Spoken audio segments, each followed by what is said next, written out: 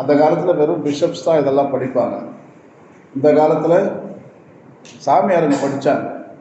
இப்போ முக்கியமான ஆளுங்க படிக்கிறாங்க. உண்மையாக நீங்கள் தான் மற்றவங்களுக்கு எப்படி கொடுப்பீங்க, அட்லீஸ்ட் உங்கள் ஃபேமிலி லெவல்லையாவது கொடுப்பீங்க. அது உலகத்துக்கே கொடுத்த மாதிரி தான் நான் பார்க்குறேன். எங்கள் கொடுத்த நற்செய்திகள் உண்மையாக நாங்கள் போய் கொடுக்கணும். உண்மையாக நான் சொல்கிறேன், திருத்தந்தையர்கள் எழுதியது எல்லாமே ஷேக்ஸ்பியரை விட அதிகமாக அழகாக எழுதி கொடுத்தாங்க.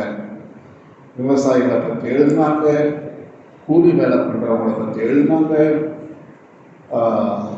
ஆடு மேய்க்கிறவங்களை பற்றி எழுதியிருக்காங்க, மீன் பிடிக்கிறவங்களை பற்றி எழுதியிருக்காங்க, வேளாண்மையில் இருக்கக்கூடிய, அதாவது ரூரல் லைஃப், கிராமங்களில் வாழுகின்ற மக்களுக்கு பல எழுத்துப்படல்கள் 1890 எழுதி கொடுத்துருக்காங்க. ஆனால் நம்ம தலைவர்கள் அதை படித்து விவசாயிகளுக்கு ஏதாவது ஒரு தைரியமான வார்த்தை சொல்லியிருப்பாங்களா? அதாவது அவங்க விவசாயத்தில் கஷ்டங்களை அனுபவிக்கின்ற பொழுது பாப்பானவர் எழுதியிருக்காரு, இந்த மாதிரி சொல்லுங்க, கடவுள் அந்த தொழிலை தான் செய்ய சொன்னார் மனிதனை, மற்றவன் செய்கிற தொழிலெல்லாம் ஒரு அறத்தோடு நிற்கவில்லை, அந்த விவசாயம் செய்கிறவன் தான் அறத்தோடு நிற்கிறான். அற வாழ்வு என்றால் அந்த விவசாயம் செய்பவன் தான். மற்றவர்கள் எல்லாருமே கடவுள் கொடுத்த அந்த வாக்குறுதியை கீழ்ட்டு நடக்கலை. ஏன்னா உழுது பராமரி, ஆதியாகமம் 2ஆம் அதிகாரம் 15வது வசனத்தை அவர் சுட்டி காட்டாங்க.